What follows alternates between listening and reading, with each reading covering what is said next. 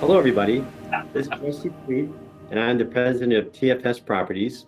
And this is part 3 of a 4-part series of webinars, all kind of tying into what's happening with our current situation with the coronavirus and the dip in our economy. We'll see where all that goes. Part 1, we talked about the coronavirus and its effect on interest rates and cap rates. In number 2, we had Tony Watson on, and he gave us a lot of updates on what's happening with the CARES Act and how taxes are being changed, and tax breaks you can take advantage of with what's going on. Today, we're going to be talking about Texas, and particularly manufactured homes. And you can see John Hurd on here. Say hi, John. And hey, John. As a lot of you know already, we love Texas. We've done many, in fact, we've done hundreds of properties in Texas. We've done stuff in Austin, Dallas-Fort Worth, Houston, Corpus Christi, Beaumont, all over Texas over the last several years. And there's a lot of reasons why we're doing this, why we like Texas. As you know, there's a huge migration of people coming into Texas from California and other areas. The tax breaks there are fantastic. There's a great infrastructure there. Their energy costs are the lowest in the country, if not most of the world. Just a lot of good things happening there. But today we're going to specifically talk about the manufactured home parks we've been doing. We were actually just out there a couple months ago. We were there just before all this broke out, and we were there with a group of investors that were looking at purchasing units. And so we're going to be showing you some footage of that right after this. But first, I just wanted to have John give us a little bit of talk about why do we like manufactured homes, particularly when we have an economic recession like we're having right now. But I'm going to turn over to John. Maybe you can give him a little bit about background about yourself first, and then talk about why we like manufactured homes. Well, I started off in Montana as a ranch salesman years and years ago, and slowly worked into the mobile home park business, and have been doing that now, I don't know, 20 some odd years, from building parks to managing. I've got a couple of big management companies that manage just mobile home parks. We build parks, we buy, sell, trade, anything you can possibly do with mobile home parks. Then I've slowly moved into owning, well, at one time 70 mobile homes myself for the rental income. And then that has spun off into a gigantic industry that we're doing today. Just a little bit on why I prefer this over, say, a stick-built house or something along that line is, and this is pretty normal that mobile home park tenants are usually on the lower income side. I think we provide a very good space, clean space for low income comparatively versus an apartment. These are much bigger. We have a better and longer lasting tenant wise because it is a bigger unit than an apartment. So it just made sense to me. And it's weathered a lot of storms. We're in a big one now, but we've weathered, the 9/11. We weathered the big economy crunch. Actually, we did better in 2008 than we did in 2006 because of it. So, and I think that's what it looks like we're going to do here too. Okay, and then maybe you can tell us, because again, we've done literally hundreds of units with you, and one of the main reasons we did is the track record of the rental in these properties in a downturn has actually been very good. So maybe tell us a little more about how things went the last downturn we had. Well, 2008 was our last bad one. I mean, we've had some little stuff in between there, but 2008 was bad. But what happened there was so many people lost their homes. There was mortgages that went into foreclosure, and people had to go someplace. And they literally, one town I did statistics on. There at one point was 60 some odd percent home ownership in the town, and after 2008 it dropped down to 27%. Those people had to go someplace. And now, if you, let's just say you're in a low middle class and you lost your house, and a lot of people lost their jobs and everything else, you drop down to the next class under, which normally is going to put you in a mobile home park or renting an apartment someplace. And so that's why we did really well. It was over 20% increase in 2008 in rental versus 2006, where that's what we compared to. And we stayed pretty strong up until probably 6 years ago. It didn't not that we got weak, but I mean, we stayed on a really steady increase. And then I think people started being able to get mortgages again. And so we saw a little bit of a flattening out, but the flattening out was still higher than anything else I've seen. So it's been very good up to date. Okay, good. And yeah, the other thing that I understand is that there's a lot of government programs for assisting in people's rent if things get bad. For example, when we had the last, was it Hurricane Harvey when it hit in the Houston area? Yeah, well, again, most of the focus goes in our government policies goes to low income. I mean, we had the big argument years ago whenever they were trying, a lot of cities were trying to get rid of mobile home parks. And when they did, all of a sudden they couldn't get their grants for low income money from the federal government because they had lost their big source of low income, which came from mobile home parks. So what did they do? They started calling me and want to know, how do we build a park? How do we do this? How do we, a lot of towns were building parks again or putting them back into place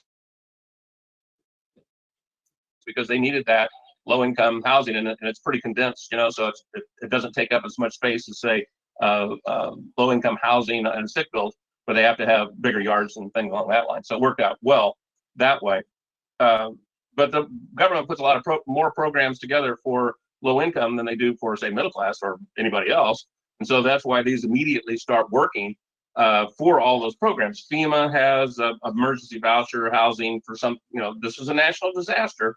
And that's what they say in their write-up on it's like 280 pages that I had to go through and find it. But right in there, very clearly, they can and will produce emergency housing vouchers. And then you've got Section 8, which does emergency vouchers as well. During the hurricane, that was the big thing. Section 8 and FEMA both were handing out literally, if you lost your house or it was flooded or something from that hurricane, they write you one right there, a voucher.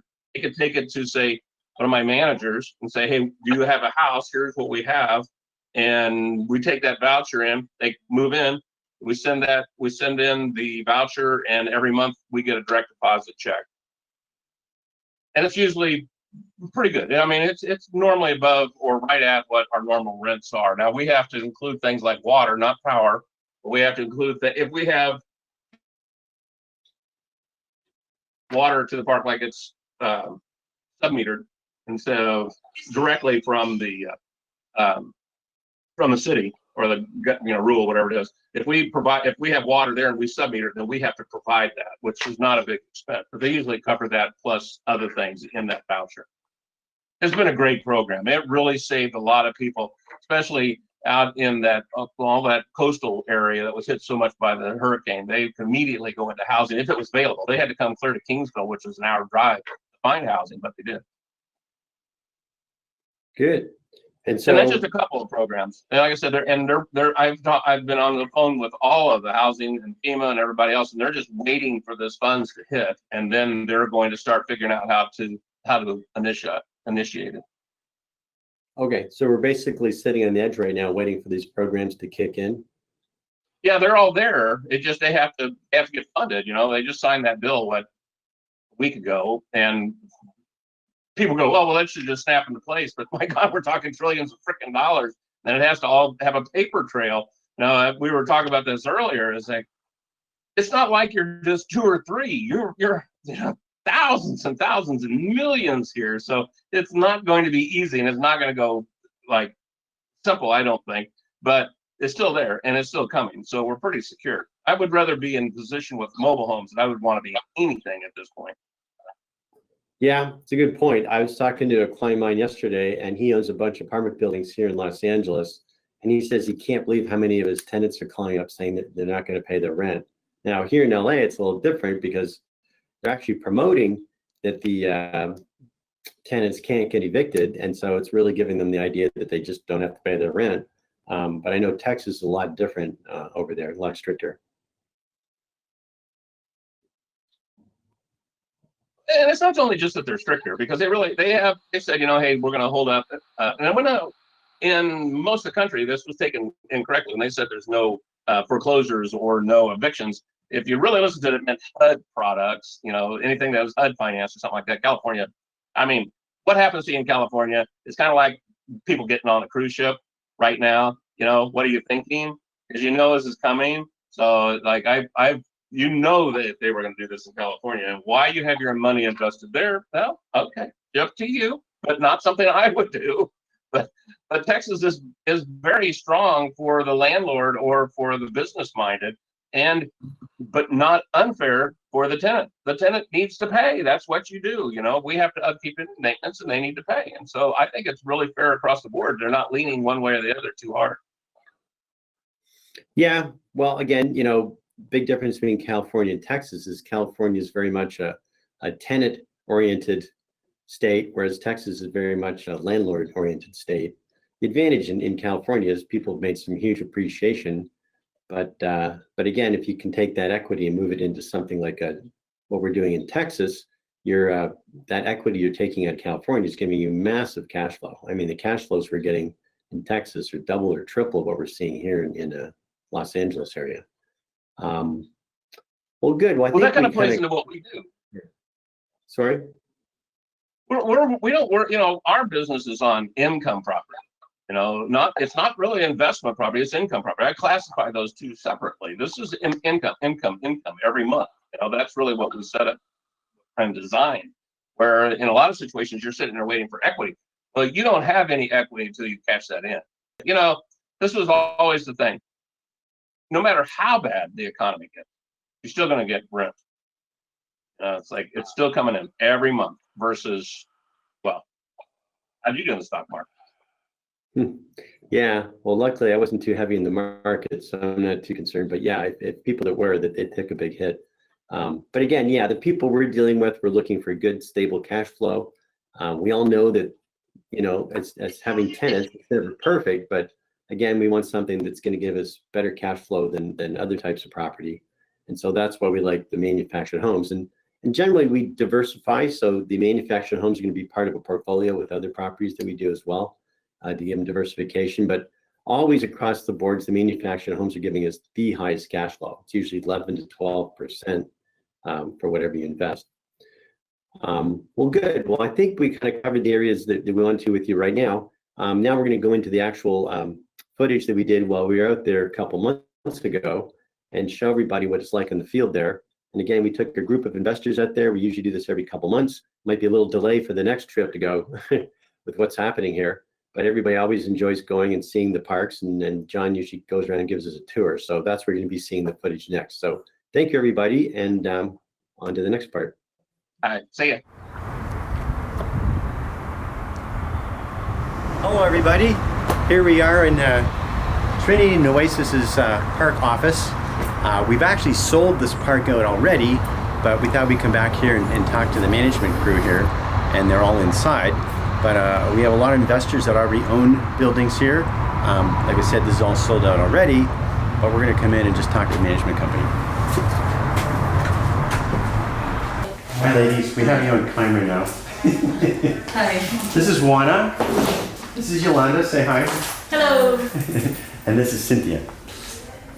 And they're all managers for different parks, actually. They're meeting today. Yes. So, now how many units do you have in this park? Over 200. Over 200 now? Yes. Good. And then how many empties do you have right now?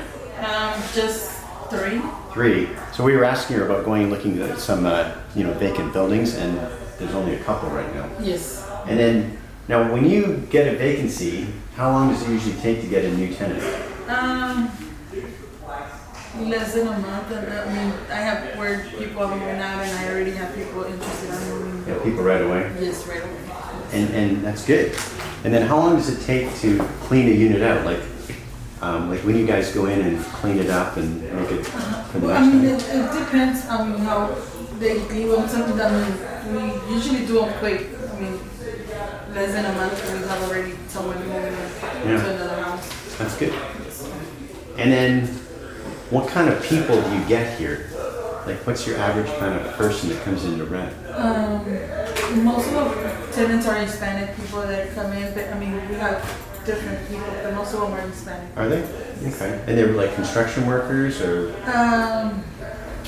Yeah, lots of construction workers that come into the properties. Yeah. Yes. And then how long do they usually rent for? Like how long does the average person stay? They stay for a long time. Most of the people, they stay for more than 3 years, 5 years. It depends, yeah. 3 to 5 years? Yeah, 3 to 5 years to most of the people. So it's very stable. You don't have Yes. a big turnover. Yes. And is it mostly families? Yes, mostly it's families. Yeah, they come in. Okay. Come in. Good.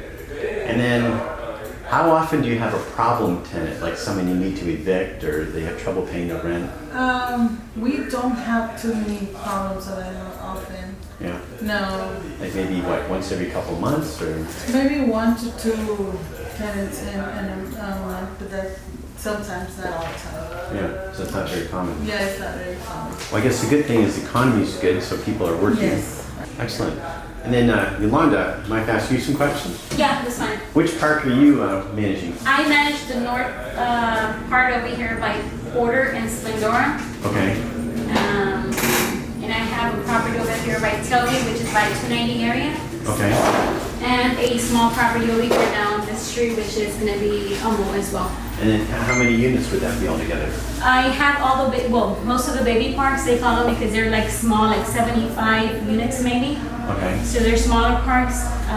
That's what I So you manage. manage like 3 of those? I manage 4. 4 of them, okay. And then how, the same kind of things I was asking her, like how many are vacant right now?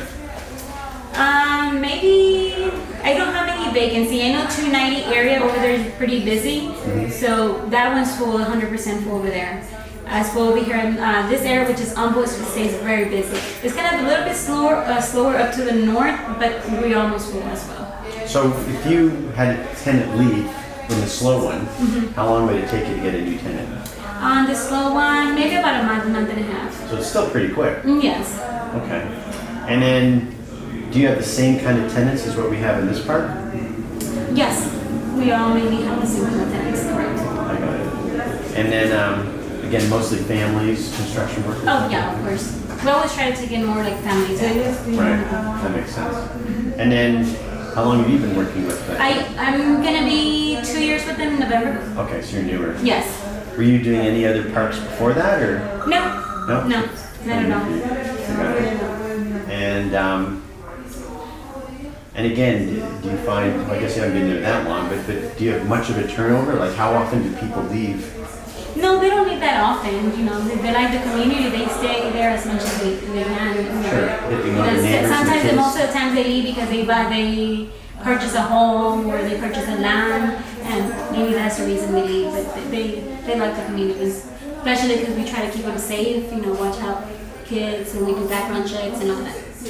All right, well here we are with Will, and he works for Trinity. And Will, why don't you tell us what you do? Yeah, hey guys. So what I do is we did events. My wife and I did events for a apartment community in Dallas, and so now I work here, and I'm in charge of kind of doing the events for each park, kind of like a chaplain in a way. So what I do is I recruit different couples to live on each park, and they do events for the community. So they do one event for the community a month. And so this month, based on kind of a theme of the month, and so this month they're doing a fall fest event. They'll have a bounce house for the kids and some music, and they'll have And that's for the park here. Yeah, that's the park here. They're going to do it right outside. Okay. And they'll have some arts and crafts and pumpkins, so they can decorate the pumpkins for the That's kids. actually really cool. I didn't know you guys did that. It's a whole new thing for me. Yeah, it's pretty new. So when you say group, I'm still trying to get this straight. So you have someone that lives here, Yes. and you work out a deal with them to be here, give them a lower rent or something? And Yes. oh, okay, now I got it. Yeah. Oh, wow, that's actually really good. Yeah. So yeah, they usually have like a clubhouse or a event area. Right, because they don't have this big open area here. Yeah, and that's why they have a stage, have some music, have DJs. We had a couple rappers come. And then, well, Wanda was telling us that most of the people that rent here have families. Absolutely. So that really plenty helps a of lot. kids.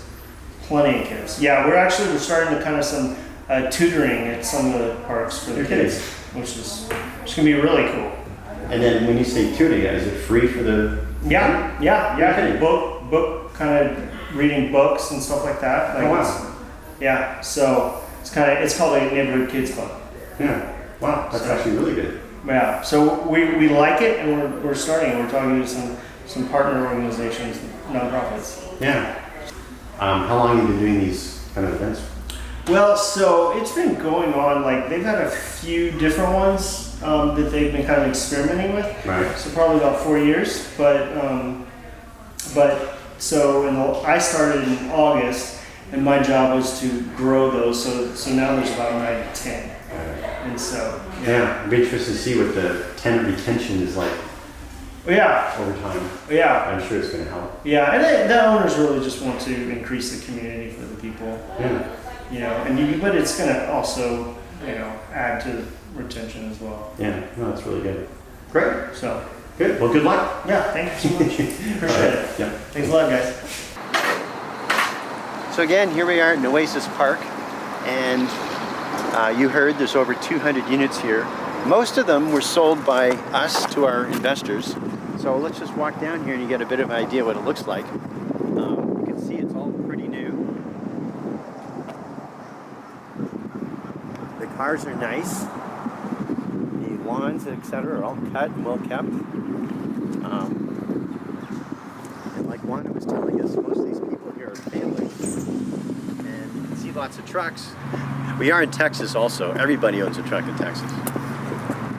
But again, these are typical units. Now these are all single, so again, they're all maybe different colors or whatever, but the setup is the same. They're all going to be 1,100 square feet.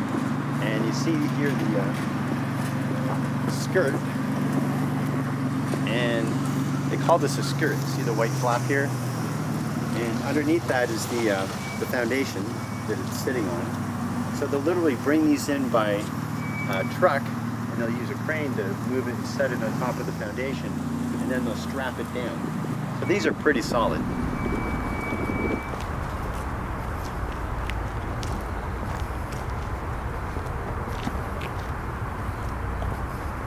We've been working with John now for about 2.5 years, I guess? Be 3 years in August. Okay, just shy of 3 years. But over that time period, we've now done over 200 units with him, just from our investors. And it's been a good experience. Now, I can't say it's perfect, because you are dealing with rentals, so, there have been a few issues here and there with tenants, but they've been very good about getting on top of it and making sure that the issue gets fixed. Maybe explain a little bit too, which we think is really, really good. Because look, in any kind of rental property situation, the key point obviously is getting tenants in there, but also it's just the management. How good is the management, promoting to get new tenants? How are they handling the tenants? How are they keeping the tenants happy so they stay? And you're going to see that they've done a very, very good job. You'll learn a lot more about Trinity and how they run their parks today. But that's key. And so this whole situation has actually been very good. Now, the truth is that the economy here in Houston is booming. And so the rental market's been very, very strong, and it's not been a problem renting. But maybe you could tell them a little bit about what happens when the economy slows down. It's another reason why we like this type of market. Well, I mean, the best example we've got is from 2008, when the market crashed in housing, okay? I don't know that if we're gonna have a crash now, it's gonna be in housing. It could be in anything, but it usually it starts off in housing in the first place. But we actually went up, and we had a 24% gain in 2008 on our rental market. Mainly, you know, my best example was in this little town of Kingsville, Texas. They had a 62% home ownership in the population. And after 8, it dropped down to 27%. Because people don't just disappear, they have to have a place to live. And this was the best thing for them. So we actually, when the economy's bad, the mobile home park business and the rental business in there is better than it is when it's good. So, I mean, it's always been, when the economy's good, it rents well and things go good. When the economy's bad, it still is good, you know. So, and today, if you're in the stock market, you saw a 4,000 point drop, and you're in some of our homes, you didn't see any drop on your homes, but you did on your IRA for your stocks, you know. And so you get your cash every day here.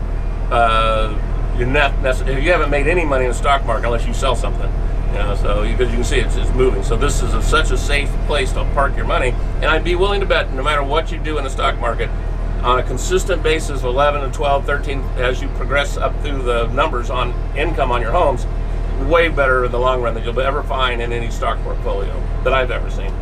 So, Unless you buy Uber right at the beginning. well, yeah, there are those, or win the lottery, which is about the same thing. Exactly. But what Rusty said is very important. Is the management is more important than anything on this deal, because that's the reason you want us, is because we handle the management. If you had to handle the management, you wouldn't want to deal in this business, because this is a job.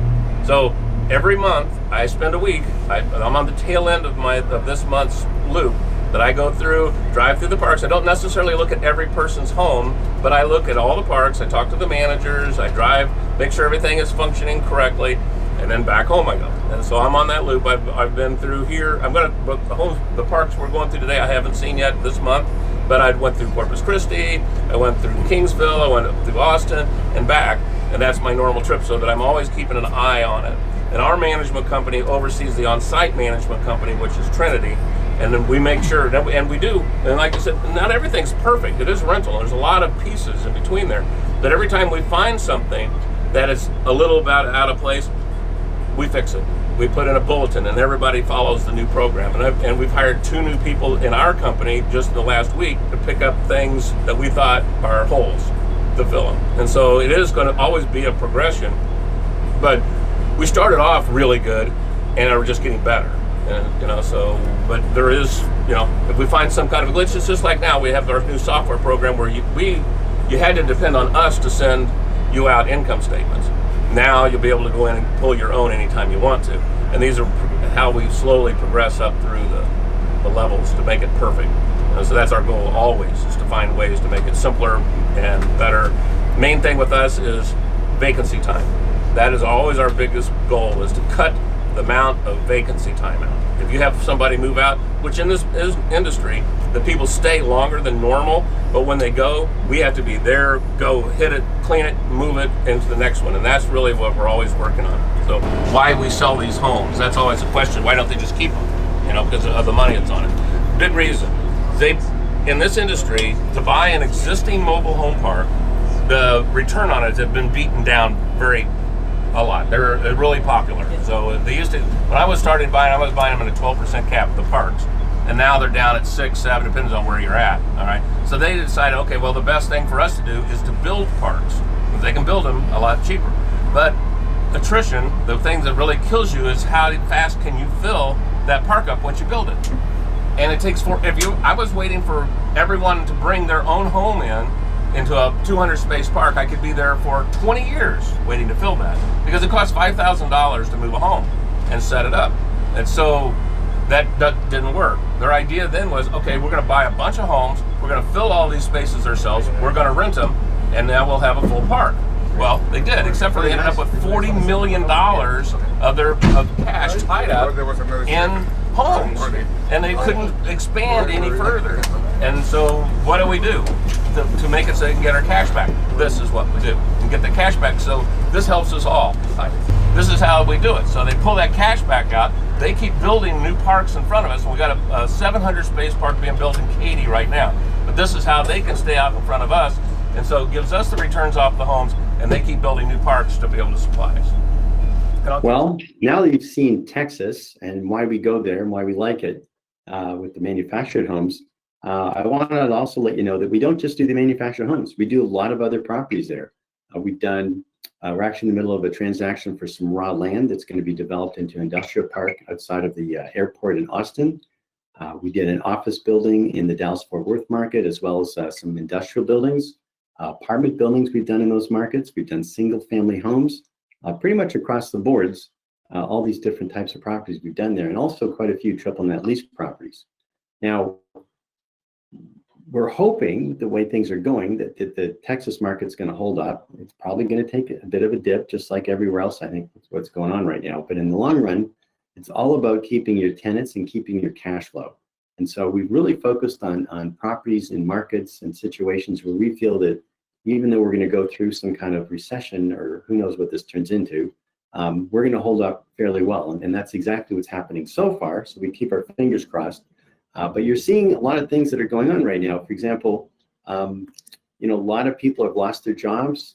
There's a lot of situations where companies have cut way back or even shut down altogether. And it's terrible to see these things happen. It's awful. And we're really hoping that this dip is temporary and we come back out of it. So again, we should all be hoping and praying that we get through this fairly quickly, because that'll be, the quicker we get through this, the less the damage. Let's put it that way. But back to, as a landlord or owner of a property, and you're seeing things like Cheesecake Factory. They've now announced that they're just across the boards, every cheesecake factory in the country, they're just going to stop paying the rent, which they did. And so that's pretty brutal when you see that kind of thing happen.